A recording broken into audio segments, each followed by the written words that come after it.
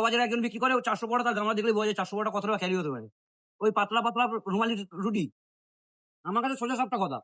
আমি তো রাজুর কোনো ব্যক্তিগত আক্রমণ করছি না। রাজুর ব্যবসা নিয়ে বলছি। জানি না ওর খাবার কেন চলে, কিসের জন্য চলে, লাখ লাখ লোকের টার্নওভার, বড় বড় সব মেডিকেল কলেজ আছে, প্রচুর, মানে সারাদিনে পুরো 25 থেকে 30 লোকের টার্নওভার। তাই যদি 100 জন মানুষ খায় তবে ওর চলে। আমি তো বলছি ও ওই স্টেশন ছেড়ে দোকানটা তুলে অন্য কোনো জায়গায় লাগাক। ও যদি 50 পিস পরোটা বিক্রি করে দেয়, ও যা বলে আমি তাই মেনে নেবো। আচ্ছা দাদা, আর একটা কোশ্চেন আছে আমার। হ্যাঁ, আমি অন দ্য ক্যামেরায় বলছি, রাজুদা বলছে ডাইরেক্ট খোলা দোকানে বলছে পার ডে নাকি তার 400 পরোটা বিক্রি হয়। এটা কি মানে যুক্তি, কোনো যুক্তি হলো? 400 পরোটা নাকি দাদার বিক্রি হয়? ও যে গামলা করে পরোটা নিয়ে আসে আর যে ব্যাগে করে আনে, ঠিক আছে, বড় বাজারে একজন বিক্রি করে 400 পরোটা, তার গামলা দেখলে বোঝা যায় 400 পরোটা কত টাকা ক্যারি হতে পারে।